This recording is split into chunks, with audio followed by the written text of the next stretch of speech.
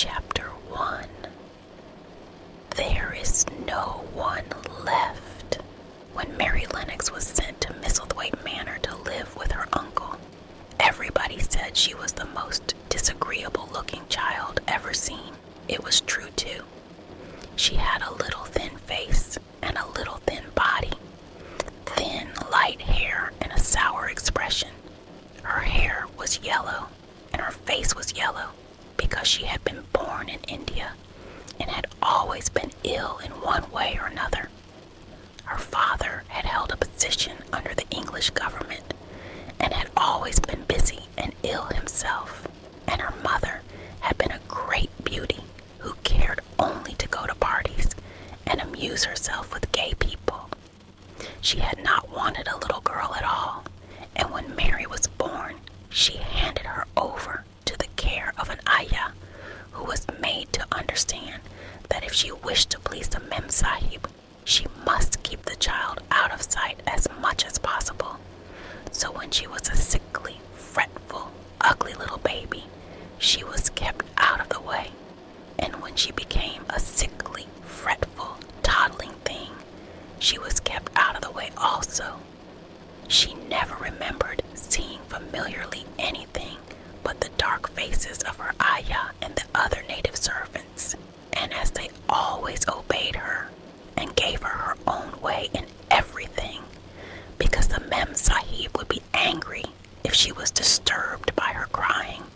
By the time she was 6 years old, she was as tyrannical and selfish a little pig as ever lived.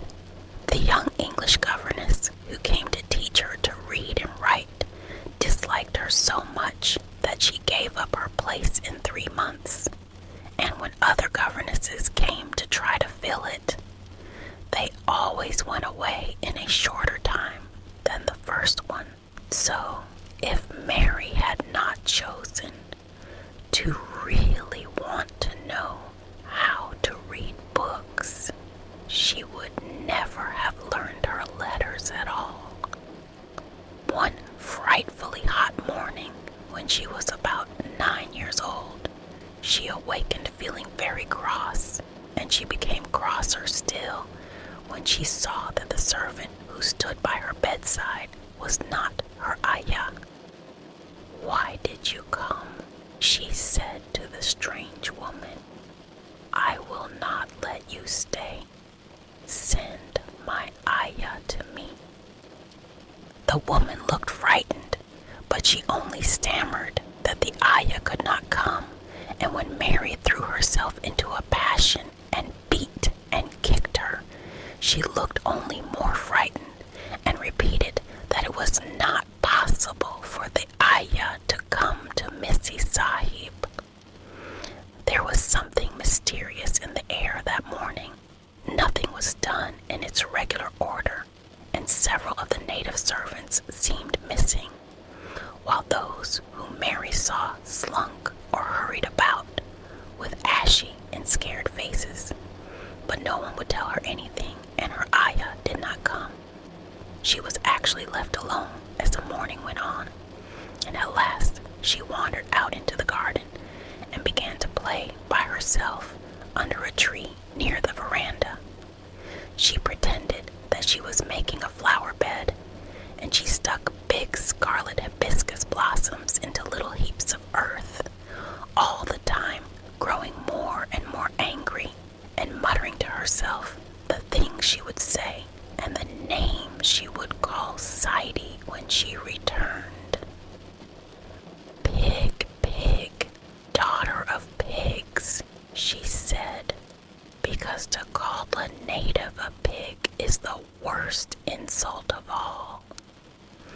She was grinding her teeth and saying this over and over again when she heard her mother come out on the veranda with someone.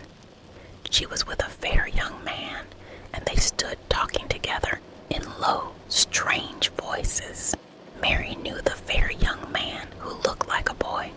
She had heard that he was a very young officer who had just come from England. The child stared at him, but she stared most at her mother. She always did this. this when she had a chance to see her, because the Mem Sahib, Mary used to call her that oftener than anything else, was such a tall, slim, pretty person and wore such lovely clothes. Her hair was like curly silk, and she had a delicate little nose, which seemed to be disdaining things, and she had large, laughing eyes. All her clothes were thin and floating, and Mary said they were full of lace. They looked fuller of lace than ever this morning, but her eyes were not laughing at all. They were large and scared, and lifted imploringly to the fair boy officer's face. "Is it so very bad? Oh, is it?" Mary heard her say. "Awfully," the young man answered in a trembling voice. "Awfully, Mrs. Lennox. You ought to have gone to the hills 2 weeks ago." The Mem Sahib wrung her hands. "Oh, I know I ought," she cried. "I only stayed to go to that silly dinner party. What a fool I was." At that very moment, such a loud sound of wailing broke out from the servants' quarters that she clutched the young man's arm, and Mary stood shivering from head to foot. The wailing grew wilder and wilder. "What is it? What is it?" Mrs. Lennox gasped. "Someone has died," answered the boy officer. "You did not say it had broken out among your servants." "I did not know," the Mem Sahib cried. "Come with me, come with me." And she turned and ran into the house. After that, appalling things happened, and the mysteriousness of the morning was explained to Mary. The cholera had broken out in its most fatal form, and people were dying like flies. The ayah had been taken ill in the night, and it was because she had just died that the servants had wailed in the huts. Before the next day, 3 other servants were dead, and others had run away in terror. There was panic on every side, and dying people in all the bungalows. During the confusion and bewilderment of the second day, Mary hid herself in the nursery and was forgotten by everyone. Nobody thought of her, nobody wanted her, and strange things happened of which she knew nothing. Mary alternately cried and slept through the hours. She only knew that people were ill, and that she heard mysterious and frightening sounds. Once she crept into the dining room and found it empty, though a partly finished meal was on the table, and chairs and plates looked as if they had been hastily pushed back when the diners rose suddenly for some reason. The child ate some fruit and biscuits, and being thirsty, she drank a glass of wine which stood nearly filled. It was sweet, and she did not know how strong it was. Very soon it made her intensely drowsy, and she went back to her nursery and shut herself in again, frightened by cries she heard in the huts and by the hurrying sound of feet. The wine made her so sleepy that she could scarcely keep her eyes open, and she lay down on her bed and knew nothing more for a long time. Many things happened during the hours in which she slept so heavily, but she was not disturbed by the wails and the sound of things being carried in and out of the bungalow. When she awakened, she lay and stared at the wall. The house was perfectly still. She had never known it to be so silent before. She heard neither voices nor footsteps, and wondered if everybody had got well of the cholera and all the trouble was over. She wondered also who would take care of her. Now her ayah was dead. There would be a new ayah, and perhaps she would know some new stories.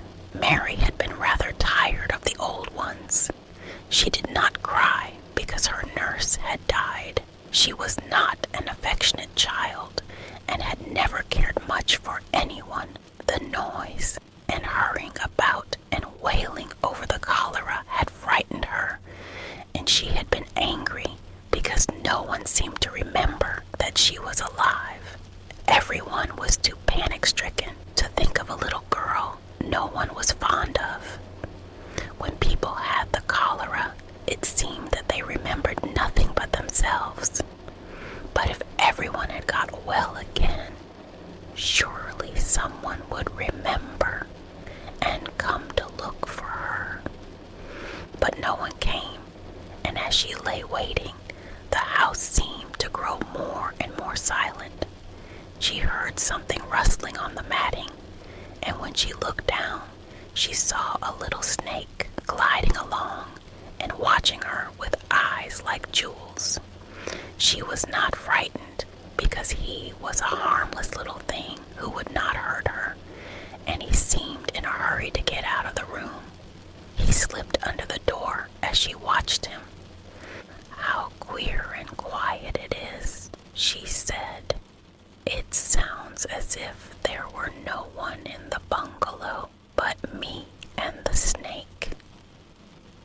Almost the next minute, she heard footsteps in the compound, and then on the veranda.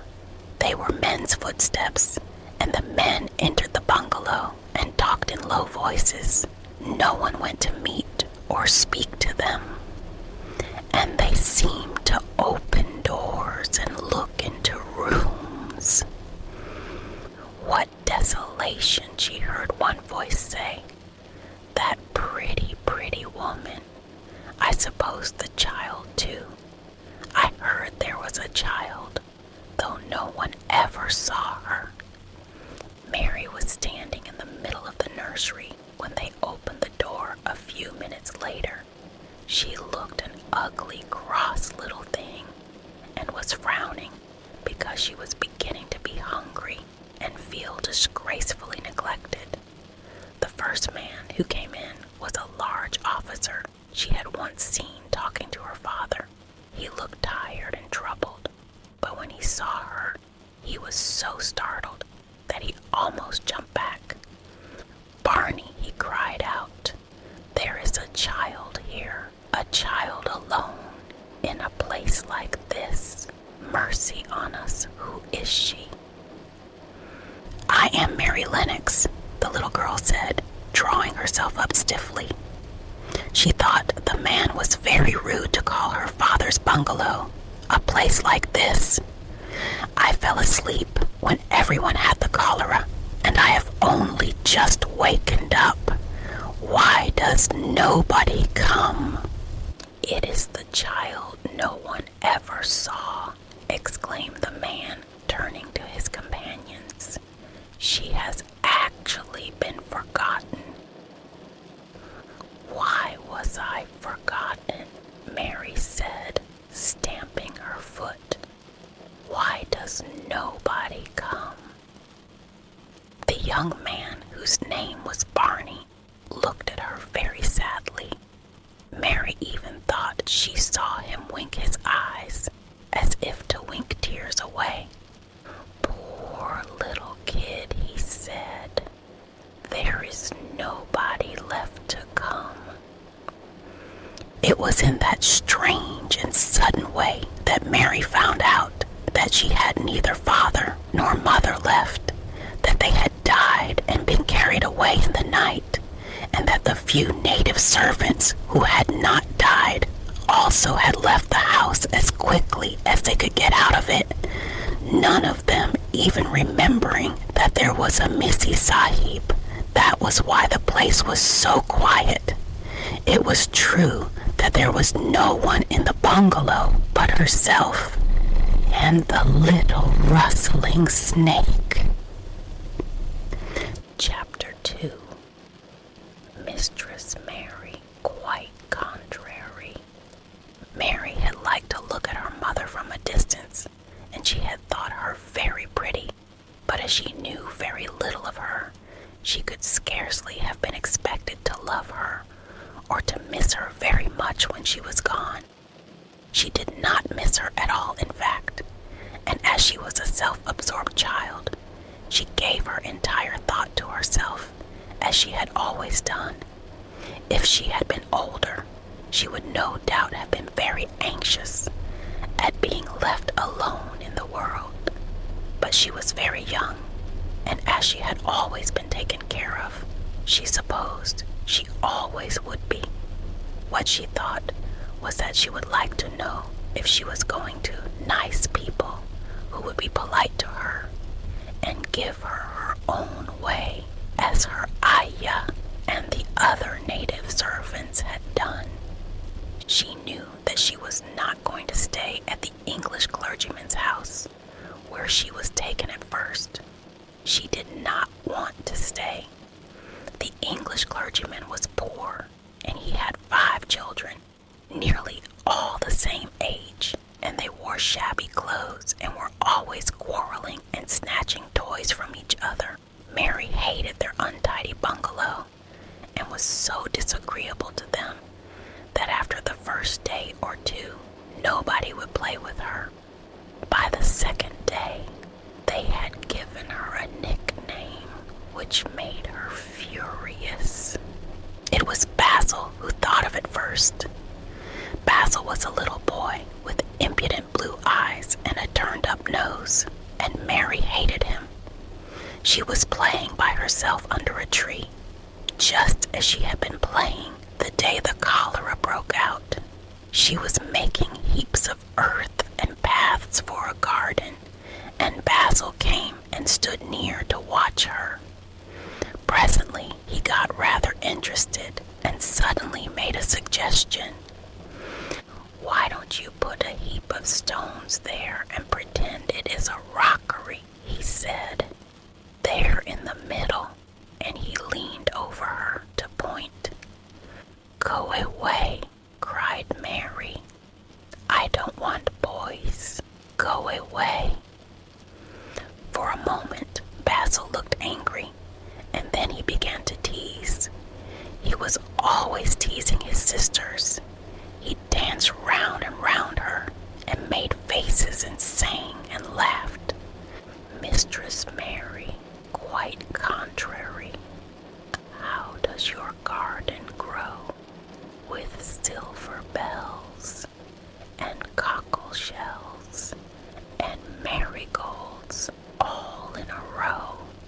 He sang it until the other children heard and laughed too, and the crosser Mary got, the more they sang "Mistress Mary, quite contrary," and after that, as long as she stayed with them, they called her Mistress Mary, quite contrary, when they spoke of her to each other, and often when they spoke to her. "You are going to be sent home," Basil said to her, "at the end of the week, and we're glad of it." "I am glad of it too," answered Mary. "Where is home?" "She doesn't know where home is," said Basil with 7-year-old scorn. "It's England, of course. Our grandmama lives there, and our sister Mabel was sent to her last year. You are not going to your grandmama. You have none. You are going to your uncle. His name is Mr. Archibald Craven." "I don't know anything about him," snapped Mary. "I know you don't," Basil answered. "You don't know anything. Girls never do. I heard Father and Mother talking about him. He lives in a great, big, desolate old house in the country, and no one goes near him.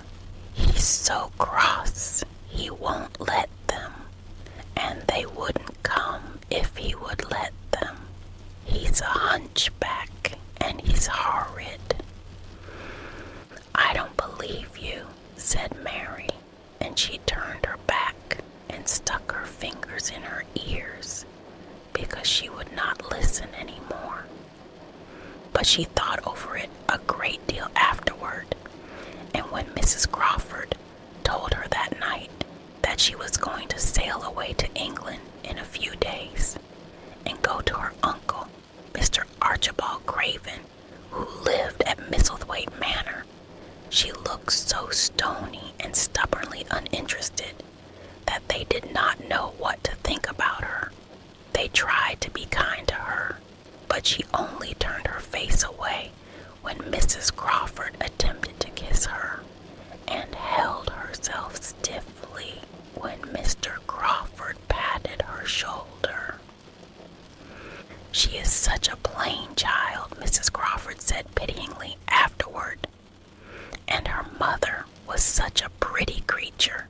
She had a very pretty manner, too, and Mary has the most unattractive ways I ever saw in a child.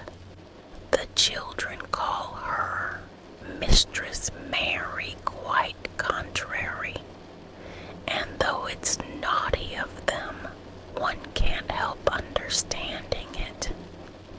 Perhaps if her mother had carried her pretty face and her pretty manners oftener into the nursery, Mary might have learned some pretty ways too. It is very sad. Now the poor beautiful thing is gone, to remember that many people never even knew that she had a child at all.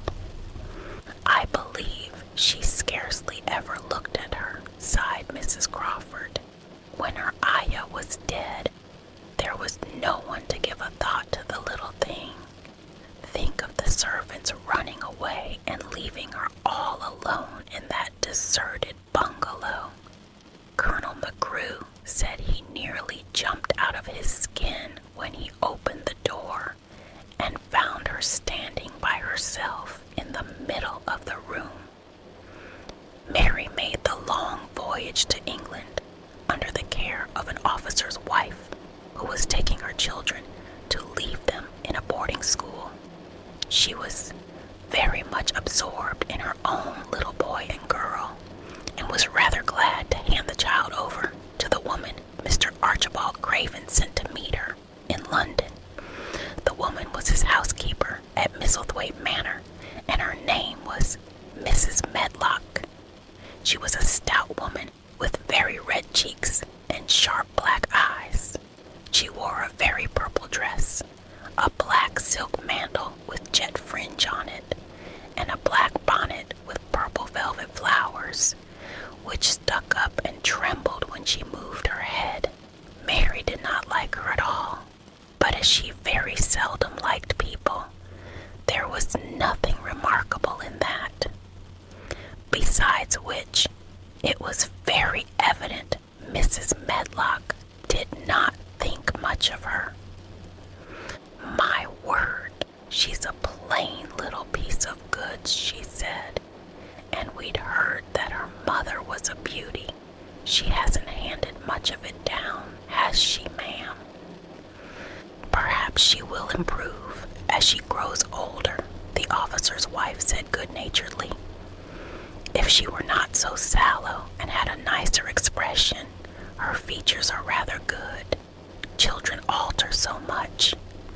"She'll have to alter a good deal," answered Mrs. Medlock, "and there's nothing likely to improve children at Misselthwaite, if you ask me." They thought Mary was not listening because she was standing a little apart from them at the window of the private hotel they had gone to. She was watching the passing buses and cabs and people, but she heard quite well and was made very curious about her uncle and the place he lived in. What sort of a place was it, and what would he be like? What was a hunchback? She had never seen one. Perhaps there were none in India. Since she had been living in other people's houses and had had no ayah, she had begun to feel lonely and to think queer thoughts which were new to her. She had begun to wonder why she had never seemed to belong to anyone, even when her father and mother had been alive. Other children seemed to belong to their fathers and mothers, but but she had never seemed to really be anyone's little girl. She had had servants and food and clothes, but no one had taken any notice of her. She did not know that this was because she was a disagreeable child, but then of course, she did not know she was disagreeable. She often thought that other people were, but she did not know that she was so herself. She thought Mrs. Medlock the most disagreeable person she had ever seen, with her common, highly colored face and her common fine bonnet. When the next day they set out on their journey to Yorkshire, she walked through the station to the railway carriage with her head up and trying to keep as far away from her as she could, because she did not want to seem to belong to her. It would have made her angry to think people imagined she was her little girl. But Mrs. Medlock was not in the least disturbed by her and her thoughts. She was the kind of woman who would stand no nonsense from young ones. At least, that is what she would have said if she had been asked. She had not wanted to go to London just when her sister, Maria's daughter, was going to be married, but she had a comfortable, well-paid place as housekeeper at Misselthwaite Manor, and the only way in which she could keep it was to do at once what Mr. Archibald Craven told her to do. She never dared even to ask a question. Captain Lennox and his wife died of the cholera, Mr. Craven had said in his short, cold way. Captain Lennox was my wife's brother, and I am their daughter's guardian. The child is to be brought here. You must go to London and bring her yourself. So she packed her small trunk and made the journey. Mary sat in her corner of the railway carriage and looked plain and fretful. She had nothing to read or to look at, and she had folded her thin, little, black-gloved hands in her lap. Her black dress made her look yellower than ever, and her limp, light hair straggled from under her black crepe hat. A more marred-looking young one I never saw in my life, Mrs. Medlock thought. Marred is a Yorkshire word and means spoiled and pettish. She had never seen a child who sat so still without doing anything, and at last she got tired of watching her and began to talk in a brisk, hard voice. I suppose I may as well tell you something about where you are going to, she said. Do you know anything about your uncle? No, said Mary. Never heard your father and mother talk about him. No, said Mary, frowning. She frowned because she remembered that her father and mother had never talked to her about anything in particular. Certainly, they had never told her things. Muttered Mrs. Medlock, staring at her queer, unresponsive little face. She did not say any more for a few moments, and then she began again. I suppose you might as well be told something to prepare you. You are going to a queer place. Mary said nothing at all, and Mrs. Medlock looked rather discomfited by her apparent indifference, but after taking a breath, she went on. Not but that it's a grand, big place in a gloomy way, and Mr. Craven's proud of it in his way, and that's gloomy enough too. The house is 600 years old, and it's on the edge of the moor, and there's near 100 rooms in it, though most of them shut up and locked. And there's pictures and fine old furniture, and things that's been there for ages. And there's a big park around it, and gardens and trees with branches trailing to the ground. Some of them. She paused and took another breath. But there's nothing else, she ended suddenly. Mary had begun to listen in spite of herself. It all sounded so unlike India, and anything new rather attracted her. But she did not intend to look as if she were interested. That was one of her unhappy, disagreeable ways. So she sat still. "Well," said Mrs. Medlock, "what do you think of it?" "Nothing," she answered. "I know nothing about such places." That made Mrs. Medlock laugh, a short sort of laugh. "Eh," she said, "but you are like an old woman. Don't you care?" "It doesn't matter," said Mary, "whether I care or not." "You are right enough there," said Mrs. Medlock. "It doesn't. What you're to be kept at Misselthwaite Manor for, I don't know, unless because it's the easiest way. He's not going to trouble himself about you. That's sure and certain. He never troubles himself about no one."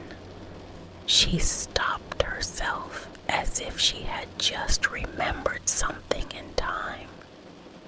"He's got a crooked back," she said. "That set him wrong. He was a sour young man and got no good of all his money and big place till he was married."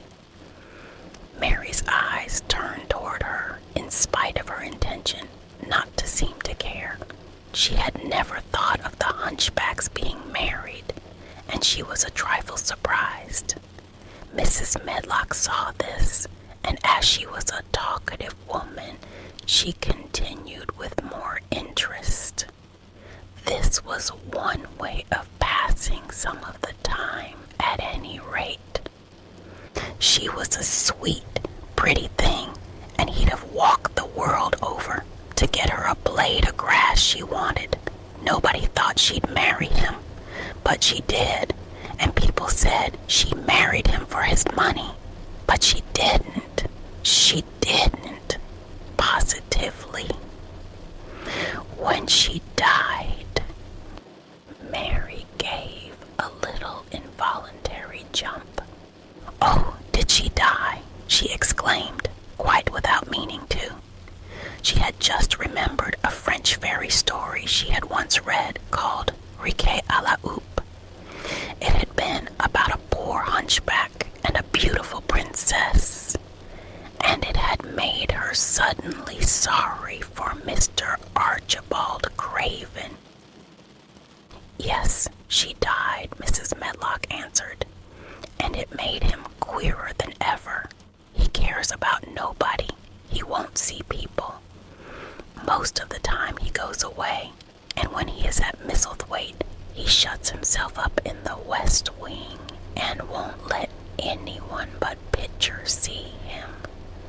Pitcher's an old fellow, but he took care of him when he was a child, and he knows his ways." It sounded like something in a book, and it did not make Mary feel cheerful. A house with 100 rooms, nearly all shut up and with their doors locked. A house on the edge of a moor, whatsoever a moor was, sounded dreary. A man with a crooked back who shut himself up also. She stared out of the window with her lips pinched together, and it seemed quite natural that the rain should have begun to pour down in gray slanting lines and splash and stream down the window panes. If the pretty wife had been alive, she might have made things cheerful by being something like her own mother, and by running in and out and going to parties as she had done in frocks full of lace. But she was not there anymore. You needn't expect to see him, because 10 to 1 you won't, said Mrs. Medlock, and you mustn't expect that there will be people to talk to you. You'll have to play about and look after yourself. You'll be told what rooms you can go into and what rooms you're to keep out of. There's gardens enough. But when you're in the house, don't go wandering and poking about. Mr. Craven won't have it. I shall not want to go poking about, said sour little Mary, and just as suddenly as she had begun to be rather sorry for Mr. Archibald Craven, she began to cease to be sorry and to think he was unpleasant enough to deserve all that had happened to him. And she turned her face toward the streaming panes of the window of the railway carriage and gazed out at the gray rainstorm, which looked as if it would go on forever and ever. She watched it so long and steadily that the grayness grew heavier and heavier before her eyes, and she fell asleep.